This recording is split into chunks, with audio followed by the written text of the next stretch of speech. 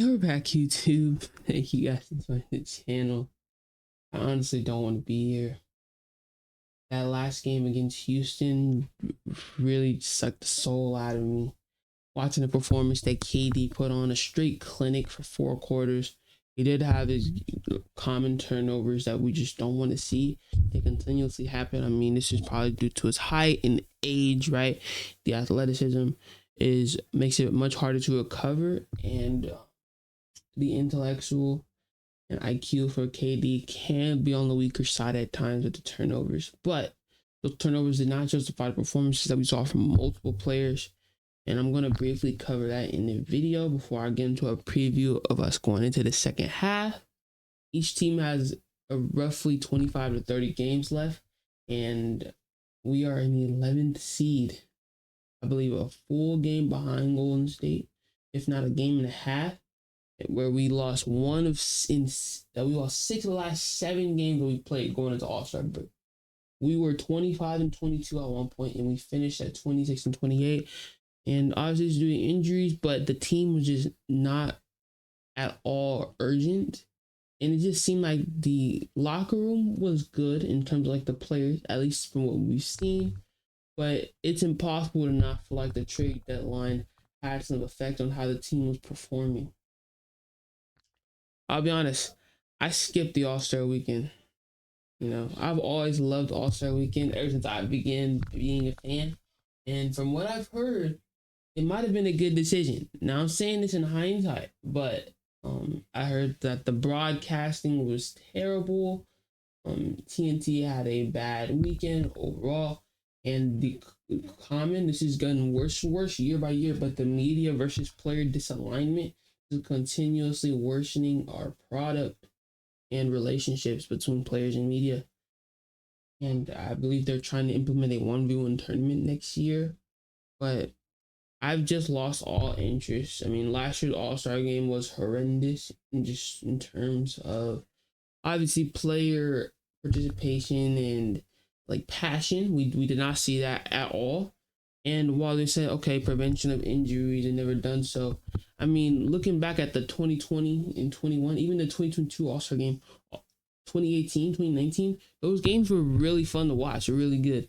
And maybe I'm just speaking off nostalgia there, but I really enjoyed those games, and it felt like those teams wanted to win. And it's just gotten worse and worse yearly, peaking last year. And the dunk contest, obviously, the 2016 dunk contest, I remember watching it live. Really, I was about 7, and it'll never be topped, and it's never supposed to be topped. But that dunk contest, in my opinion, is one of the main reasons why the subsequent dunk contests have just not been as exciting, obviously in tandem with the stars not wanting to do it, as stars have done the dunk contest in the past. Obviously Jordan, Kobe, I've seen Dwight Howard's dunk contest, Dominique Wilkins, Vince Carter, you know, like these big guys, global guys were participating in the event, which made it so exciting to watch. And we have not seen that. Many will blame LeBron. I cannot blame LeBron 100%. I believe that's simply outrageous to do so when there's so many players around the league like Ja Morant, Zion that also have not done it. But at this point, obviously, shout out to Mac McClung winning his 3rd straight year in a row. It's just a bad event that most likely is going to be dead within the next 3 years if something just sensational occurs. We need an all-time dunk contest, but not just from one dunker, right? We need to see, obviously, a similar battle between 2, maybe even 3 players that is going to bring the love for that competition back. The 3-point contest, I didn't hear any like overarching issues with it. I didn't watch it, right? I'll probably upload a reaction video to All-Star Weekend in the next couple of days. Just to do so, you know, it'll be something to get up. I'll put it up on YouTube and everything. But I just remember my first All-Star Weekend that I watched was 2014, I believe. Yeah, 2014 All-Star game. And like my first love was the first Saturday night that I watched, which was the duo skills challenge, I believe. That was that year where I was remember Trey Burke, Dame, Giannis, and there's a bunch of guys, and it was like a dual competition where it was like two players on in teams, and it was a great thing. Now the year after, they had transitioned into the like 1v1 style at the same time, instead of like being on a time, like who get the fastest time. It was like who can get it done first. And now that was my favorite implementation that I've ever watched. I've seen like the historical contests where it was just one player, and I thought that that was a good format as well. But the 1v1, bracket style, bigs versus guards, I'm not sure why they did away with it whatsoever. And it just really got bad for me when I seen like the huge rims that they did. You could just throw a ball with one hand through, compared to the much smaller ones. I just don't see the point of why that was changed at all, other than to make it easier for the players.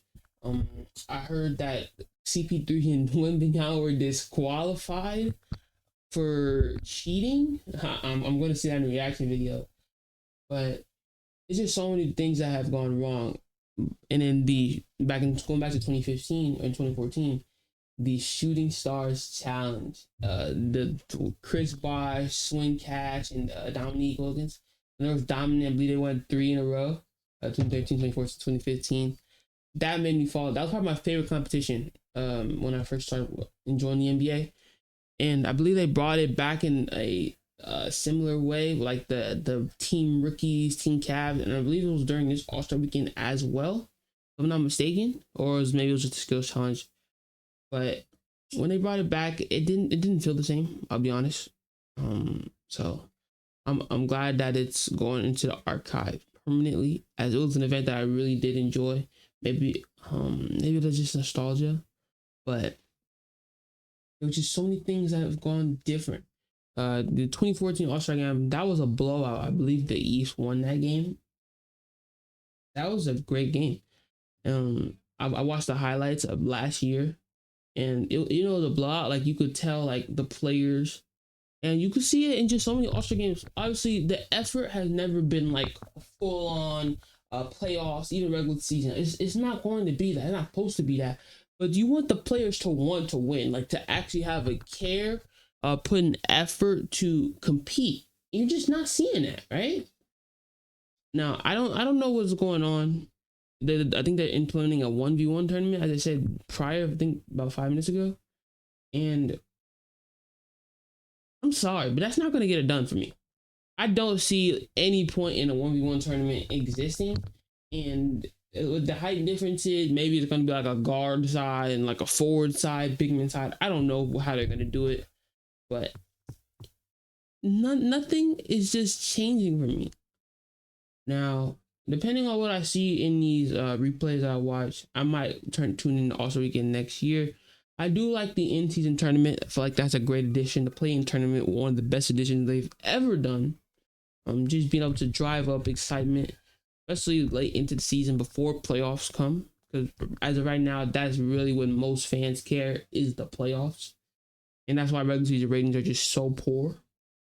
But honestly, what we need to see, I thought the Kobe format was really good. Now, it was in the All-Star game last year, and it went really badly because that was mainly due to player effort. And that was what, so it was good 3 out of 4 years, I believe.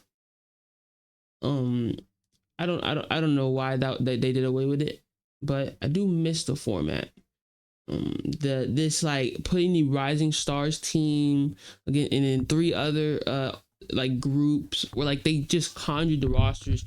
The captain format went really well for me. Obviously, it tended to be quite lopsided in some games, but I remember when it first came out, I believe that was 2018. The first set of teams were Steph and LeBron, because like they were voted the captains.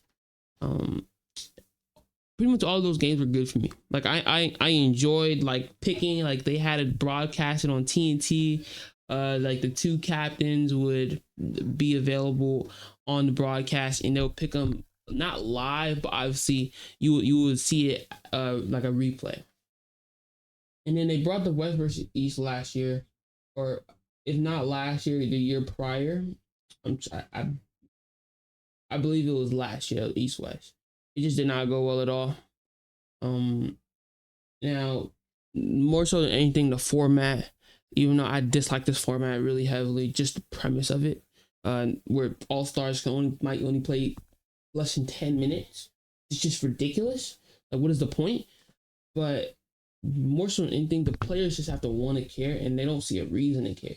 Right? And this has just been a continuous downpour. And we're going to continue to see just the lack of excitement in All-Star Weekend. It's a dying product, and I really don't see how it can climb out of its hole at this point. And we will wait. I'm gonna see next year, but I just did not really care at all. I'm a fan of Fortnite, and I was watching FNCS that entire weekend. It was just much more exciting to me.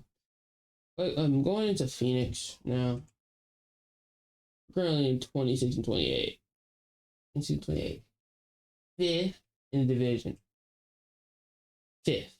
We are the last place team in the Pacific Division, where we are the most expensive roster in basketball. In basketball. There's no other team that, obviously, you could put that on Bradley Beal for making a lot of money, having his no trade clause. But they went and got him. Like, that's simple. They chose Bradley Beal to be accompanied to KD and Booker. It never worked. 90% of fans did not like the trade. It gave up too much. Giving up picks, Washington, Ayton, bringing in Nurkic was a complete fail as well.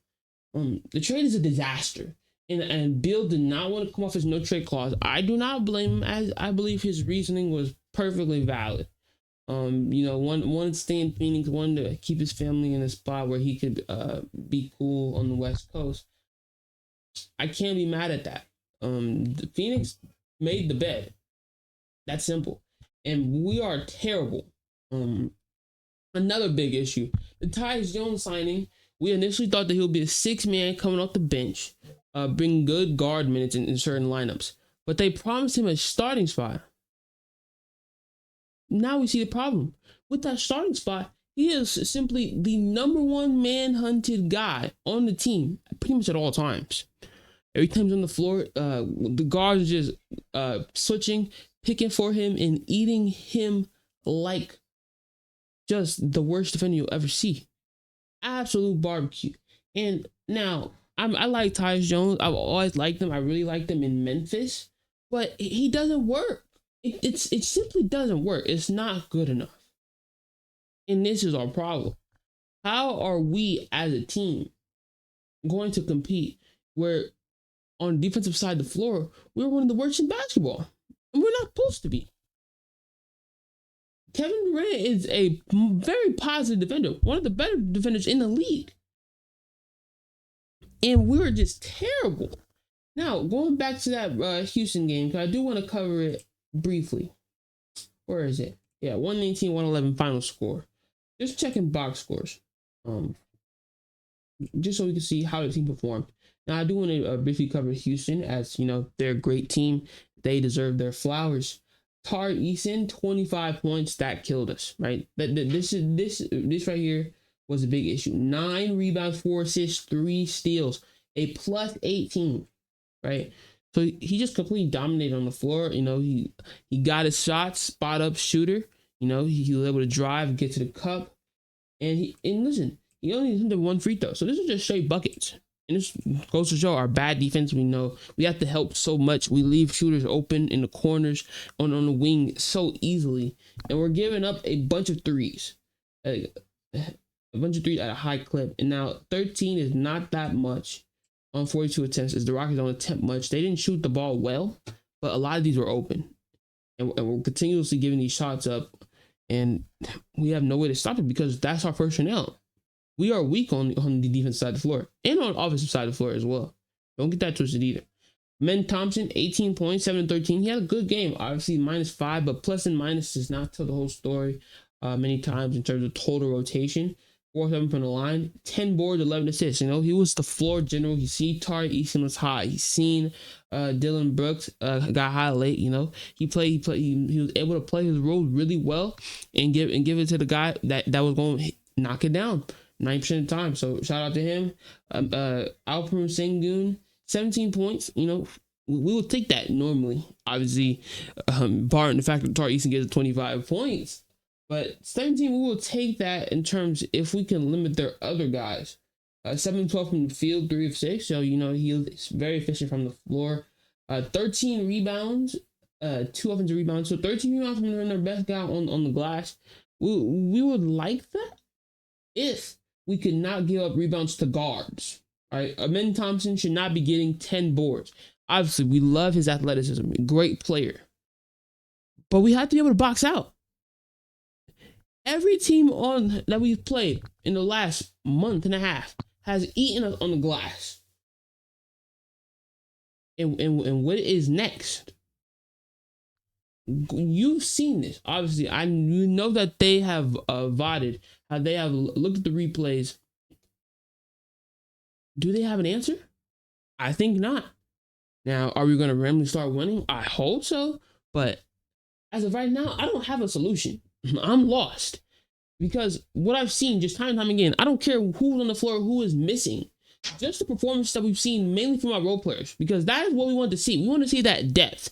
And that's not been there at all. You know, their bench was quite quiet. You know, combined 19 points. Jason Tate, Cam Whitmore. So, like, a lot of these guys didn't get minutes. They're starting to play most of the game. Reed Shepard, 5 points. He was a plus 12 as well as Cam Whitmore, plus 9, even though 2 of 10, you know. He's a shooter, man. He'll shoot first. And that's his role. Jason Tate, Steven Adams, they didn't play much, 10 to 15 minutes respectively. Adams got 6 boards, 5 points. So, but much more so, you know, their starting lineup just cooked us. Jalen Green, 8 for 21. So he didn't shoot very well. But he still played within the flow of the offense, in my opinion. You know, he just could not hit a lot of shots, especially from deep. 3 rebounds, 5 assists, 22 points, -4. So he didn't have the greatest game, but that 22 points, that was volume that we couldn't answer. Well, now, going back to ours side, KD on 22 shots, 15 of 22. I believe that's what, nearly 70% from the field? 37 points. 5 rebounds, 9 assists, 7 turnovers. So you don't like to see that at all. But he just had one of the better games that he could play at this point in his career. You know, obviously when you're not getting production from anybody else's starting lineup, Bobo 15 points. You know, you'll take that on 18 shots. You want him to be a little bit more efficient, especially from deep. Like you want him to at least be around average, so 35%. 1 for 6, 1 for 8, 2 for 10. You know, you don't want to see that night in, night out.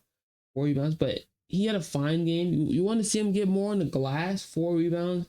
Obviously, he's playing on the 3-point line enough, so like the offensive rebounds, but I can understand. But you want to see more defensive rebounds. Nick Richards, you know, 13 boards. We will take that. 4 offensive rebounds as well. 11 points, 5 or 6 from the field. You know, I thought he was our best starter besides KD tonight. And pretty much everybody else was to bleh, terrible. Royce O'Neal, 5 and 9 from the field, 4 or 5 from 3, with 4 rebounds, 2 steals. So he had a good shooting game, but there was a few defensive lapses throughout the game that were really poor, especially in runs where we had to kind of limit. And early in the fourth, there was a transition bucket that was really poor, and you want to see better from him, as he's probably our second best defender on the roster. And when he's not performing well on the defensive side of the floor at a high level, we have no other answer, because KD can only guard 1, and he's having to play the 5 a lot of minutes because of just how poor Mason Plumlee is as a backup right now. Tyus Jones, yeah, terrible. 10 points, probably gave up 30 defensively. 4-11 from the field, 1 for 3 from deep, with 6 assists, 6 turnovers. So obviously that is probably the biggest issue, right? Because then what is his value? If he is not taking care of the ball, and I could tell probably 2 of his turnovers were those just game losing, like those lost the game, where we were up 8 at the start of the fourth. I think they bring it back to 2 really quickly. Kevin Durant comes back in, and there's 3 just ridiculous turnovers. Trying to make a lazy toss to KD, and maybe this is on KD as well for not being adamant on switching the play, running an actual play, but just trying to force feed him in that position is just horrendous. And we gave up 3 easy buckets back to back to back, and that changed the game completely from there on out. As they take the lead, I believe, by 4, and we could not answer 35 points in the fourth quarter for Houston. That's unacceptable. That's unacceptable. Colin Gillespie, he was really good off the bench in the few minutes that he had. And like, we didn't see him much in the first half, but in that third quarter, we saw a lot from him on offense. And honestly, I believe that he should be in Ty Washington's minutes. I understand he's a smaller guard, and the defense is not going to be there, but Ty just destroying the flow of the offense so many times. Even though with his athleticism, I don't like him on the floor. I just don't. Obviously, with Booker coming back, Bill's gonna be back soon. I hope. I have to look at statuses. At the end of the video, we will check their injury reports. But as of right now, our bench is bottom 5 in the league. Mason Plumlee does not deserve to be an NBA player, at least on a playoff team. Maybe he could be a player on a lottery team like the Jazz or something. But as a backup with no other answer, just terrorism. Okay, maybe I shouldn't say that on YouTube. Let me stop. Ryan Dunn just can't find it. All of his confidence is gone. I like him on the defensive side of the floor, but when he cannot hit a 3 to save his life right now. Obviously, I can understand why 10 minutes, but Bud just does not like him at all as a player at this moment, because obviously his really only good value on the offensive side of the floor is as a catch and shoot guy. And early on in the season, he was shooting pretty well, like 30-something%, nearly 40%. And pretty much since December, it's just been nada. Can't buy a bucket. So he has to find out if he wants to be on the team and play. Like, to get his minutes, he has to knock down shots. Otherwise, we just didn't see much from the rest of the team. I can't see any reason to be hopeful at the moment, because even when Audrey were on the floor, we were losing games, and the coaching has just been piss poor. So I don't see where they go from here. Going to their upcoming schedule, who do they play tomorrow? They're going to be playing San Antonio in San Antonio. We have to win that game. Full stop. We cannot lose that game. If we lose this game, we're very chance we don't meant to play in, because can we pull up the standings here? Yeah, full standings. In the Western Conference right now, San Antonio is 2 games back of us. Only 2. We're both 3-7 in the last 10, and Golden State is 6-4.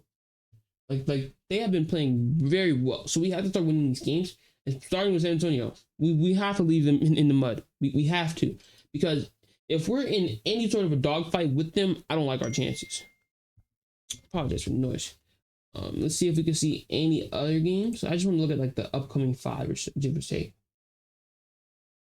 Going scrolling down. Yeah, here we go. Chicago, Toronto, Memphis. We got to beat Chicago, Toronto. We got to go 3 straight. We got to knock all those down. We got to beat all the bad teams, because we don't have many. We have New Orleans twice. We got to beat them 2 times in a row. We have to go 5-1 in our next 6 games. We have to, because you're not going to be just beating Dallas, Denver, LA, Minnesota, Memphis, Houston. You're not just going to be beating a lot of those teams. You're probably going to be losing most of those. So you got to beat the bad teams. You got to destroy them to give yourself some type of confidence. Because right now, there's not a lot to be confident in this team. If you look at the injury report. All right, here we go. We're back. So going into tomorrow, it looks like Booker, Beal, and Allen are off the injury report. That's a blessing, because these guys are 3 of our 4 most potent offensive players. They are. Grayson Allen, he's going to be the most important piece come playoff time. We need him to be above 40% and be knocked down all playoffs. So these guys are going to be back for the game tomorrow. Cody Martin, we have not seen him yet. I believe he's going to be a really good player. I like Cody Martin. Obviously, his brother is the much better player, but he has done decently well in Charlotte, in a bad situation. So I think in a good system, he can play really well. You know, he has a size to be like a two guard and to defend like some of the better guards in the league. So once he comes back from that hernia, I do think he can be a valuable piece, but we have to see him in action first. On the Spurs side, let me see.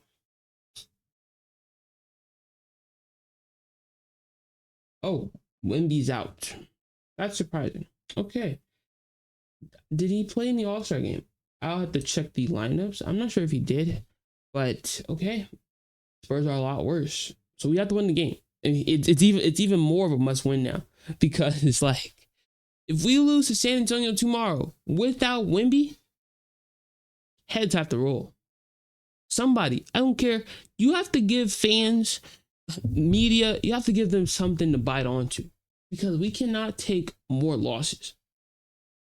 It's simple as that. It's over, because 26 and 28 is unacceptable. We should not be 2 games below 500. Below 500. We should be challenging for a top 5 seed right now, and we're fighting for a play-in spot. So we'll stop. We gotta win tomorrow. Going in this video, I do want to check like the games on at the moment as of this recording. The Lakers, they're gonna beat Charlotte. They're up at half.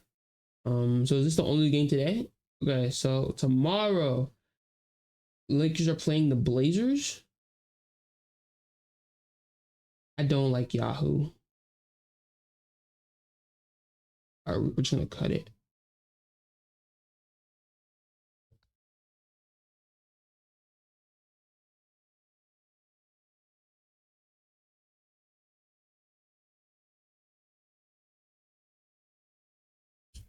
All right.